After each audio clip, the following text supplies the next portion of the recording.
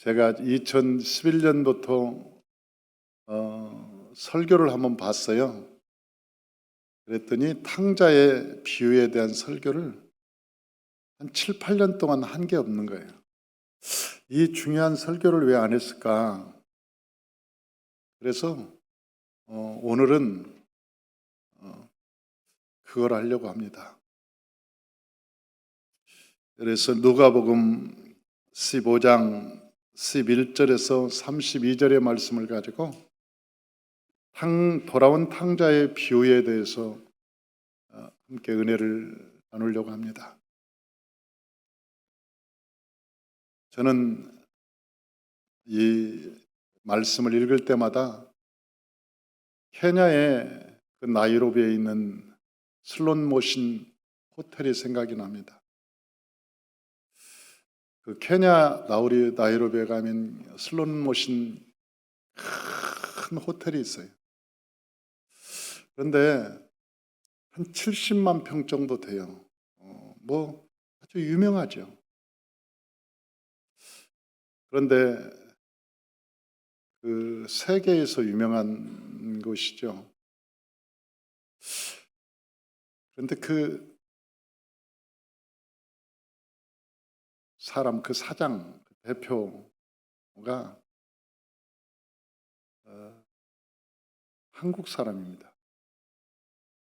근데 그의 아버지가 옛날에 한국에서 자전거 타고 전도했던 아주 유명한 사람이죠. 조영규 목사님도 그분과 가까이 지낼 정도로 그분은 오직 자전거를 타고 서울 시내 전체를 돌아다니면서 예수 믿으라고 예수 천당 불신치오 그렇게 하고 다녔던 분이었어요. 정말 너무나 가난했습니다. 그 집이. 그런데 그 아들이 하나님이 복을 받아서 그 아프리카의 케냐에 가서 가장 세계에서 유명한 슬롯머신 호텔 사장이 되었어요. 언젠가 아버지가 한번 와서 그 아들에게 얘기했죠. 하나님이 기뻐하지 않는 것이다. 멈춰라. 이 가는 길을 멈춰라.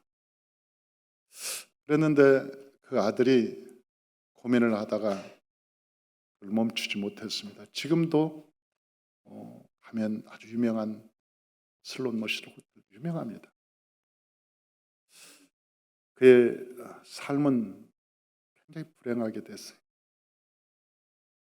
저는 이 돌아온 탕자를 생각할 때 나이로비에 보았던 그 슬롯머신 호텔이 자꾸 생각이 나는.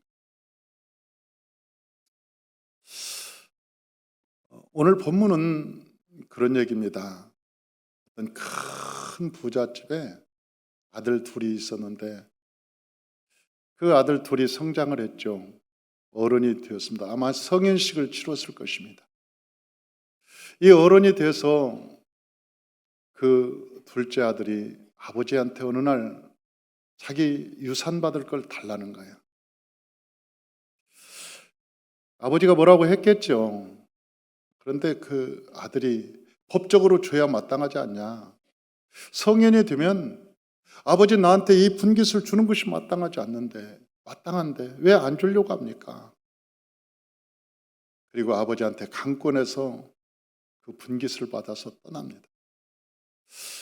얼마 지나지 않아서 허랑방탕한 생활을 하면서 그 둘째 아들이 다 재산을 탕진하고 아버지께로 다시 돌아오는 그런 이야기를 오늘 기록하고 있는 것이죠. 그런데 이런 아들이 한두 사람이었겠습니까? 그런데 왜 성경에 이런 이야기를 기록하고 있냐는 것이죠. 그리고 우리에게 무엇을 하나님은 말씀하고 싶었을까? 이 사건을 통해서 하나님은 우리에게 무엇을 말해주고 싶을 건가? 그런 것이죠. 첫째 우리가 살펴볼 것은 탕자의 모습입니다. 본문에 나오는 이 탕자는 아주 법적으로 빠끔이었습니다. 그러니까 법적으로 아주 해박한 지식을 가지고 있었어요.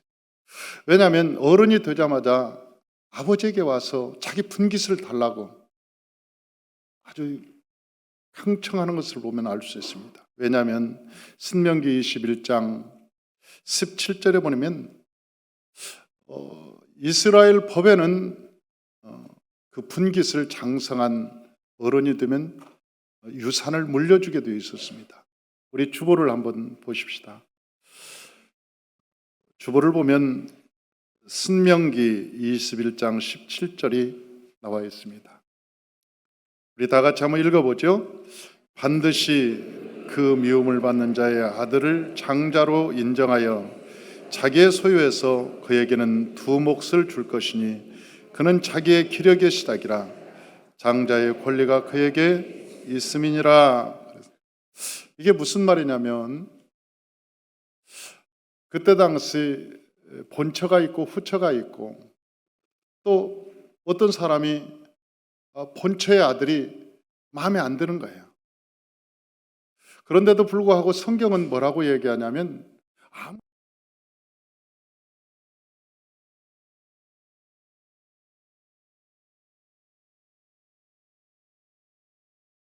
장자에게 두 몫을 줘라. 그렇게 얘기하고 있는 거예요. 우리가 인간적으로 생각하면 미운 사람 안 주기도 하고 아니면 덜 주기도 하고 뭐 그러겠죠. 그래서 성경에는 법적으로 딱 정해져 있는 거예요. 아무리 사랑하지 않아도 사랑하지 않는 관계를 할지라도 그에게서 장자가 있으면 그 장자에게 반드시 두 몫을 줘라. 장자의 특별한 성경에서는 장자권에 대해서는 특별히 인정하는 것입니다. 몫을 주라. 그러니까 이 큰아들에게는 3분의 1을 주고 아마 그 작은 애들에게는 3분의 1을 줬을 것입니다. 그 몫을 받아야 될 분복을 줬습니다. 그런데 이 아들이 재산을 가지고 타국으로 가는 거예요. 이민을 가는 거예요. 이민을 가서 허랑방탕한 세월을 보냈다. 그렇게 성경은 얘기합니다.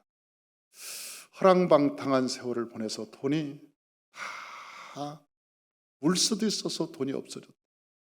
사랑하는 성도 여러분, 고생해서 벌지 않은 돈은요 순식간에 사라집니다. 사람은 고생을 해서 돈을 벌어봐야 이 돈이 얼마나 귀하고 소중한지를 알아요. 고생해서 벌지 않으면 그 돈을 굉장히 헤프겠습니다. 저는 그런 사람들을 참 많이 봤어요.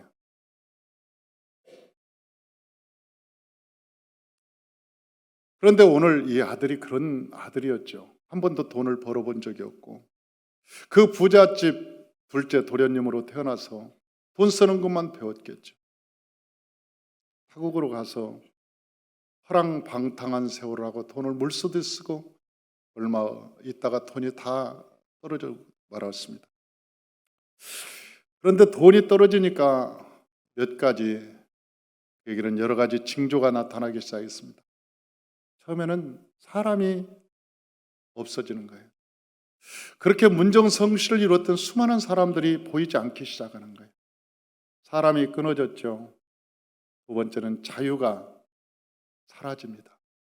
왜냐하면 자기가 가고 싶을 때 가고 먹고 싶을 때 먹고 쓰고 싶을 때 쓰고 자기 마음대로 돈의 그 위력을 가지고 썼던 사람이 돈이 딱 떨어지니까 모든 자유가 상실되는 거예요. 자기가 하고 싶은 대로 할 수가 없는 거예요. 세 번째는 그에게 몸이 병이 찾아오고 이제는 건강에 문제가 생기는 것이죠.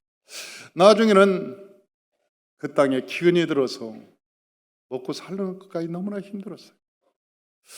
취직하기가 너무나 힘든 거예요. 옛날에 우리 시골에는 이 먹고 살기가 너무나 힘들 때 그 머슴들이 그 집에 들어올 때 뭐라고 하는지 아세요? 먹고 재워만 주세요.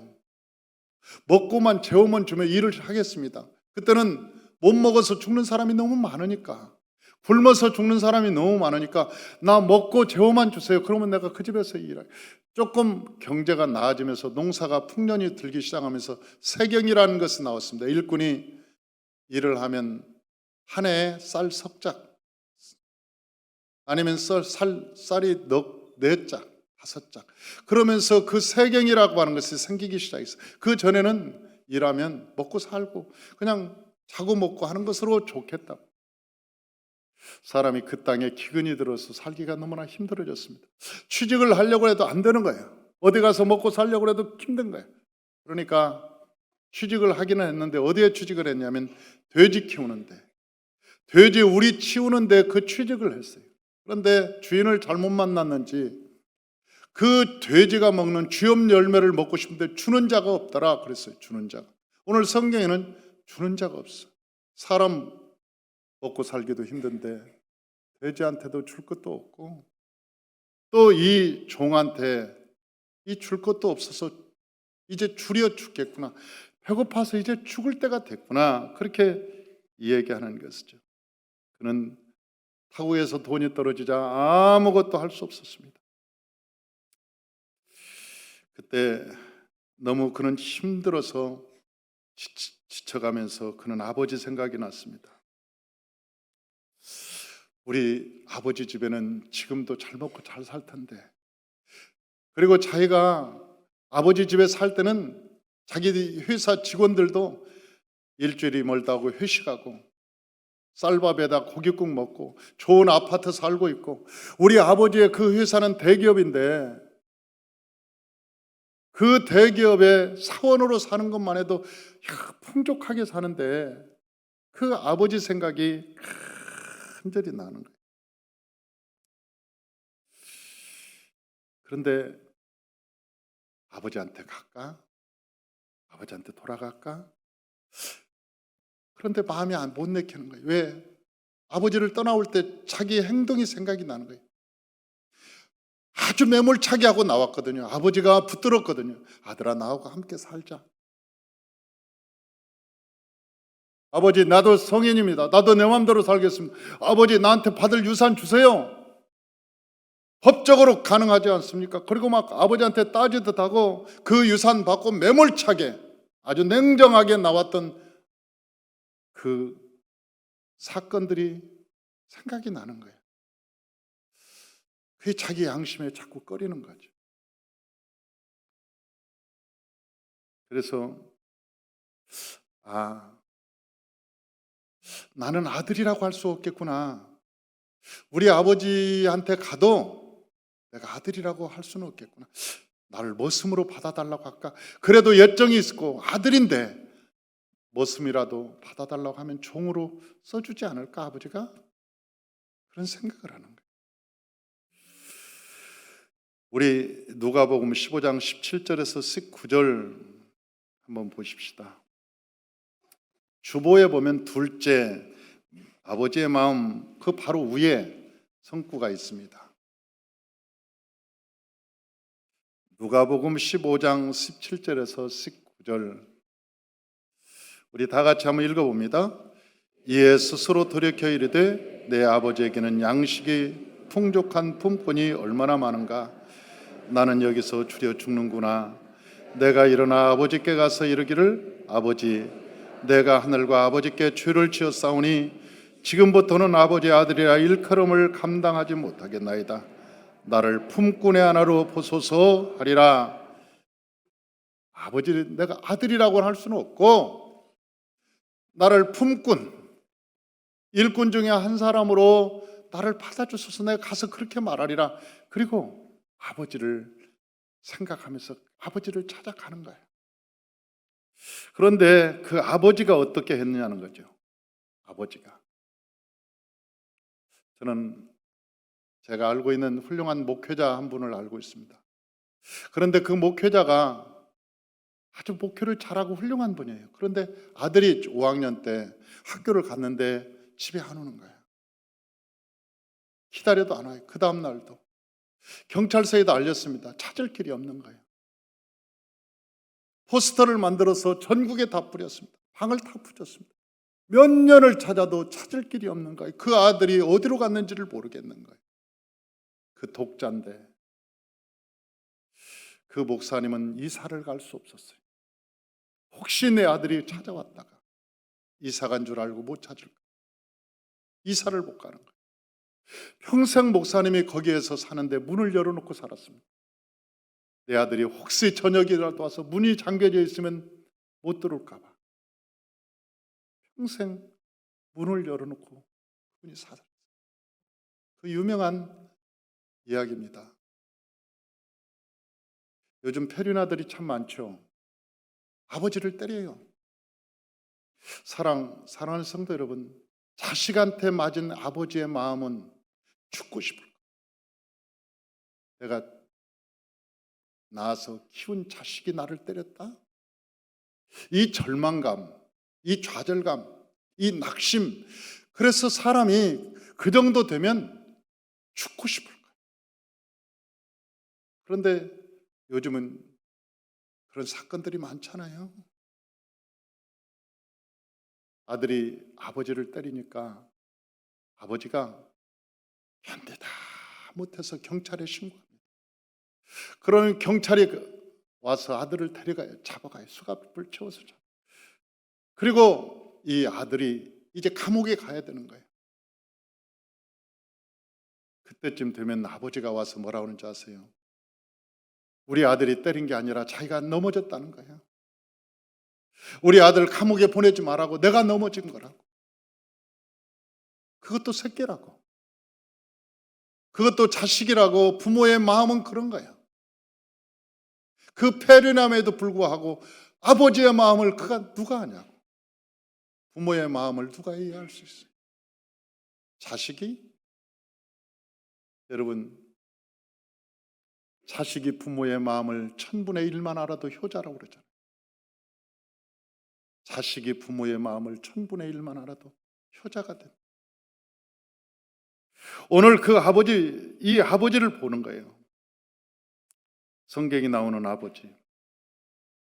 이 아버지는 아들이 분깃을 갖고 아주 매몰차게 나 나름대로 살겠다고 나갔는데 그 뒤로부터 마음이 찬하고 그 아들이 생각나는. 그런데 뉴스를 들어보니까 그 나라에 흉년까지 들었다는 소식을 들었어. 사람들에게 들려오는 이야기를 들으니까 그 나라에 흉년이 들어서 먹을 것이 없고 수많은 사람들이 굶주려 죽는다는 얘기 듣고 수많은 건물들이 경매에 나온다는 얘기도 듣고 사람이 살 수 없는 나라가 됐다고 소문을 들으니까 아버지가 걱정이 되는 거예요. 잠을 못 잤겠죠. 혹시 그놈이 굶지는 않았을까? 죽지는 않았을까? 집 나간 아들 그 마음이. 그래서 그 아버지는 동구박에 날마다 나와서 아들을 기다리는 거예요. 혹시 그놈이 돌아오지 않을까? 그런데 어느 날 저 멀리서 노숙자 같은 모습으로 어떤 한 사람이 걸어옵니다. 그런데 그걸 아버지는 알아봐요. 아들인 것을. 그리고 막 달려가서 그 아들을 부둥켜 안고 그 입 맞추면서 볼을 비비고 내 아들아 살아왔구나. 네가 살아왔구나. 그러면서 막 기뻐하면서 사람들에게 춤을 추면서 덩실덩실 동네를 돌면서 내 아들이 살아왔네. 내 아들이 잃었던 아들을 찾았네. 내가 내 아들이 살아왔다고. 그러면서 소를 잡아라. 종들을 불러서 소를 잡으라고 하고 그러면서 저에게 새 옷을 빨리 입혀라. 목욕하고 새 옷을 비고 가락지를 끼워서 그리고 신발을 새로 신기고 그 잔치를 벌이자. 그리고 사람들에게 막 풍악을 울리라고 내 아들이 돌아왔다고. 그런데 그때 첫째 아들이 그 아버지하고 함께 살았던 그 아들이 밭에서 돌아오다가 풍악 소리를 들은 거예요. 그리고는 종을 불러서 저게 무슨 소리냐? 우리 집에서 나오는 저 소리가 무엇이냐? 그러니까 그 종이 하는 얘기가 둘째 아들이 돌아왔어요. 당신의 동생이 돌아왔어요. 그런데 그 아버지가 잃었던 아들이 이제 찾았다고 지금 기뻐서 저렇게 송아지를 잡고 풍악을 울리고 수많은 사람들을 초청해서 잔치를 하고 있어요. 그러니까 첫째 아들이 뭐라 앉았어요? 나는 기분 나쁘다고. 화가 나가지고 난 집에 안 들어가. 그 종이 아버지한테 가서 얘기했습니다. 첫째 아들이 집에 안 돌아온대요. 집에 들어올 수 없대요. 그러니까 아버지가 가서 그 첫째 아들을 설득합니다. 아들아, 네 동생이 왔다. 아들아, 네 동생이 왔다. 그러니까 큰 아들이 아버지, 나는 아버지 명령을 한 번도 어긴 적도 없고 아버지 이렇게 성실하게 살았고 내가 아버지 곁을 떠난 적도 없는데 저 허랑방탕하고 가서 기생에다 다 돈 바치고 저런 놈이 돌아왔다고 아버지가 소를 잡아요? 나를 위해서는 염소 한 마리 잡은 적이 있습니까? 나는 집에 안 돌아가요. 그러니까 아버지가 너는 나하고 함께 살았잖아. 너는 지금까지 나 잘 먹고 잘 살았잖아. 너하고 지금까지 행복하게 살았잖아. 그런데 네 동생은 죽었다가 살아난 거란다. 집에 돌아가자.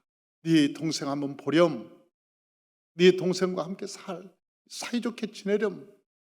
그런데도 불구하고 그 큰형이 결국은 동생이 돌아온 날 기분이 나쁘다고 집을 떠나는 거예요. 사랑하는 성도 여러분, 참 아이러니하죠. 그 큰아들은 아버지와 함께 살았어도 아버지의 마음을 몰랐던 거예요. 아버지의 마음을 몰랐던 거예요. 우리가 교회 생활할 때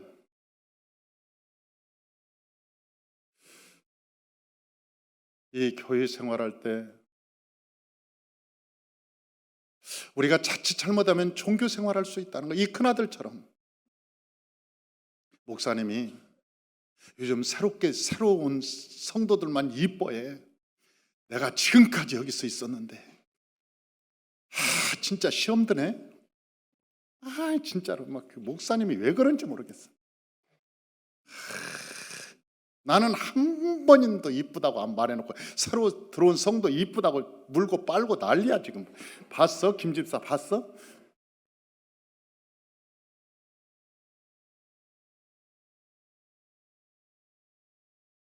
여러분, 목자의 마음은 늘 한결같은 거예요. 우리의 마음은 영혼에 있고 생명이 있는 거예요.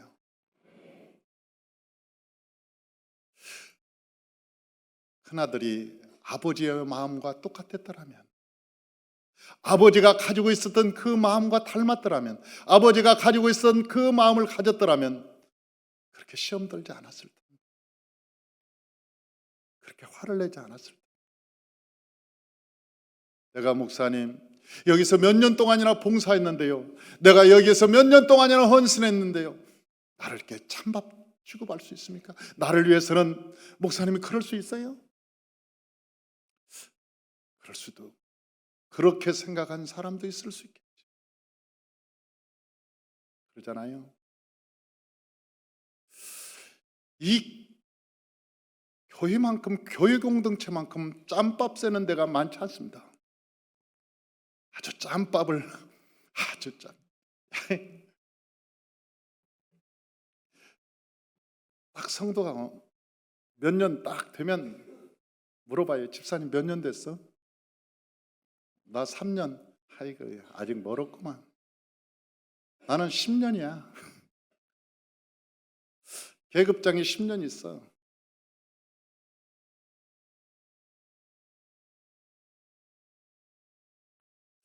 사랑하는 성도 여러분, 저 첫째 아들은 아버지와 함께 살았음에도 불구하고 아버지의 마음을 이해하지 못해.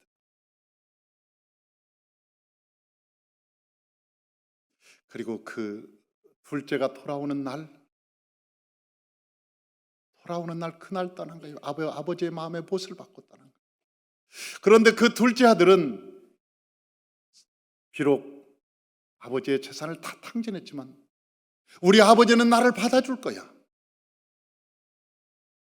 내가 돌아가면 나를 받아줄 거야. 우리 아버지는 그런 분이야. 그 아버지를 이해했다는 거 아닙니까? 아버지가 누군 줄을 알았다는 거 아닙니까?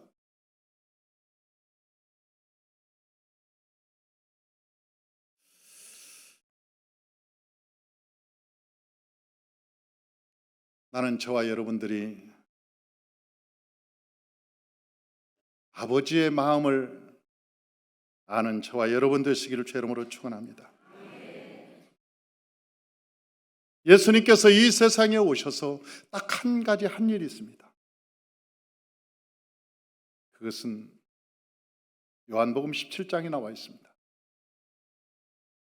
내가 저들에게 아버지를 알게 하였고, 내가 저들에게 아버지를 알게 하였고, 내가 저들에게 아버지를 알게 하였고, 하나님이 누군가를 알게 했다. 하나님이 누군가를 알게 하셨다.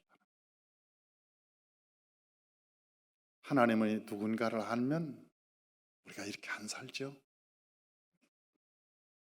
하나님이 누군가를 알면 우리가 이렇게 행동하지 않죠. 하나님을 섬긴다고 하면서 우리가 교회를 나오면서도 하나님이 누군가를 잘 모르는 거예요. 어쩌면 우리는 종교인이 되어 있는지 몰라요. 우리는 세상에서 말하는 종교인, 그냥 종교인이 되어버렸는지도 몰라요. 타성에 젖은 종교인. 너무나 위험하죠. 왜냐하면 예수님께서 오셔서 그런 종교인에 대해서 독사의 자식들이라고 얘기하는 거니까. 바리새인들에게 말합니다. 그때 바리새인들은 너무나도 하나님의 율법을 잘 알았습니다. 안식일도 지켰습니다. 11조도 냈습니다. 하나님께 충성되게 일을 한다고 했습니다. 그런데 예수님께서 오셔서 그들에게 향해서 말하기를 너희는 마귀의 자식이라, 너희는 독사의 새끼라, 너희는 회칠한 무덤이라, 그러면서 아주 질책을 하신 거예요. 본질을 잃어버린 사람들은 형식주의로 흐를 수밖에 없는 거예요. 형식주의. 하나님의 복음에 하나님의 마음의 근본은 사랑이십니다.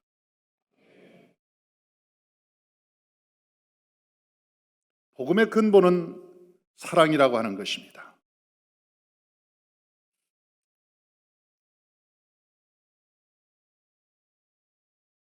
성경에서 말하고자 하는 것이 있습니다. 저는 이 말을 하고 설교를 정리하려고 합니다. 원래 우리는 하나님의 집에 살았습니다. 그 하나님의 집인 에덴에서 살았습니다. 그때는 너무나 풍요로웠습니다. 하나님도 계셨고 그곳에는 모자람이 없었습니다. 하나님을 돕는 천군 천사도 너무나 많았습니다. 그런데 선악과를 따먹고 내 멋대로 하면 살아볼 거야, 내 마음대로 하면 살아볼 거야, 그리고 저 하나님을 떠나서, 우리 하나님 아버지를 떠나서 인간은 자기 멋대로 살아보려고 이 세상에 나왔습니다. 그리고 육신의 정욕과 안목의 정욕과 이생의 자랑에 취해서 이 세상에 자기 마음대로 살아보려고 했지만, 인간은 때로는 물질의 어려움 때문에, 때로는 사업의 어려움 때문에, 때로는 인간관계 때문에, 때로는 자녀 때문에, 때로는 육신의 병 때문에 인간은 수고하고 무거운 짐을 짊어지고 살 수밖에 없는 거예요. 사람들과 모여서 호호하하 하고 잔치를 벌이고 술을 마시고 여러 번 떠들고 노래방 가서 노래를 하지만은 여러분, 그 마음이 채워집니까? 우리의 마음이 채워집니까? 혼자 있으면 늘 외롭고 허무한 것이 우리 인간의 마음인 것을.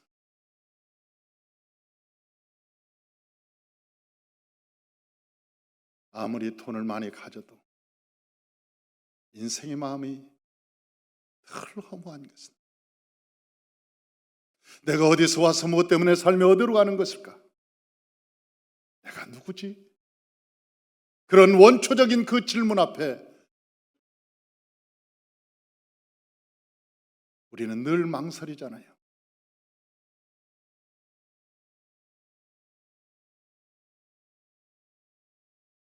예수님께서는 너무나도 우리를 잘 알고 계시기 때문에 수고하고 무거운 짐진 자들아 다 내게로 오라 내가 너를 쉬게 하리라. 예수님께서 오늘도 우리에게 부르는 거예요. 내게로 와라. 네가 가난한 마음으로, 네가 죄인된 심정으로, 네가 저 에덴을 떠나서 네 멋대로 내가 육신의 정욕과 이생의 자랑과 안목의 정욕으로 살았던 너의 삶의 모든 허물과 죄를 하나님 앞에 내놓고, 하나님, 내 죄인이 왔습니다. 하나님 아버지, 나를 받아주소서. 내 죄인이 하나님께 왔으니 나를 받아주소서. 만약 여러분이 하나님께 돌아온다면 하나님께서 저 탕자에게 새 옷을 입히고 그에게 여러분 그 가락지를 끼우고 또한 신발을 입히고 잔치를 벌여놓았듯이, 만약 저와 여러분이 하나님께 돌아온다면 하나님께서는 예수의 보혈로 새 옷을 입혀주시고 약속의 판전을 끼워주시고 여러분께서 복음의 신발을 신겨주실 것이며, 하나님께서 하늘의 천사들을 불러서 여러분의 영혼을 위해서 잔치하실 것입니다. 하나님은 오늘도 동구 밖에서 기다리던 그 아버지처럼 여러분을 오늘도 기다리고 계신다는 것입니다. 여러분이, 저와 여러분들이 이 세상에 오고 싶어서 온 줄 아십니까? 하나님께서 우리를 창조하시고 우리를 만드시고 우리의 영혼을 우리 어머니 아버지에게 주셔서 이 세상에 태어나게 하시고, 그 이후로부터 하나님의 관심은 늘 항상 저와 여러분 가운데 계셨다는 거예요.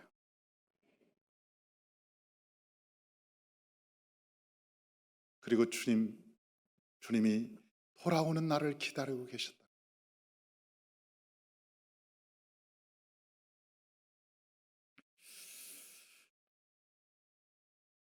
이 아들처럼 하나님이 내 이 모습 받아줄까? 내가 옛날에 이렇게 죄를 지었는데 나 받아줄까?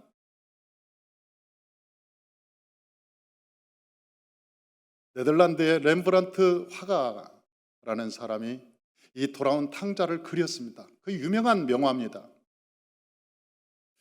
렘브란트의 돌아온 탕자라고 하는 것을 치면 그 그림이 나와 있습니다. 성화죠. 그것은 이따 나가서 한번 쳐보고, 지금 치지 말고. 머리가 빨리 돌아가는 사람은 벌써 핸드폰 가지고 검색 들어갑니다. 그러고 탁.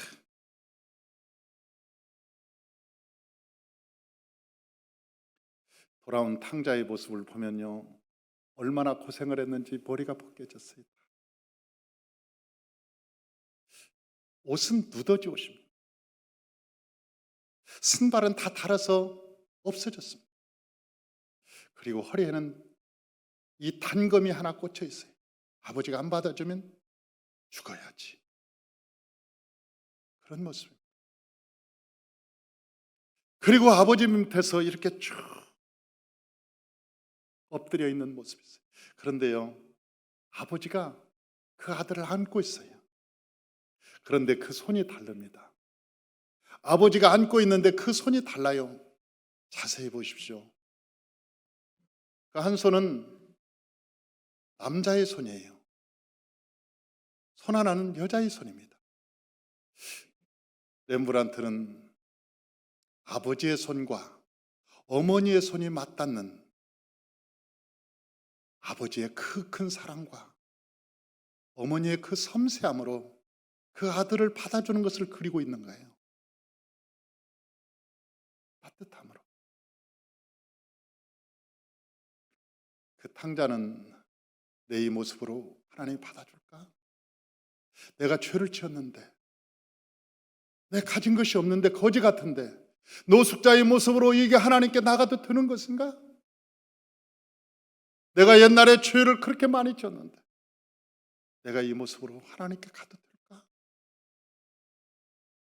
그런데 오늘 이 탕자의 모습 속에서 하나님은 그럼에도 불구하고 죄를 지었음에도 불구하고 불의하고 추악함에도 불구하고 너희가 이 어떤 모습으로 내게 오든지 하나님께서는 그 모습을 그대로 받아주시고 우리에게 새 옷을 입혀주신다는 거예요.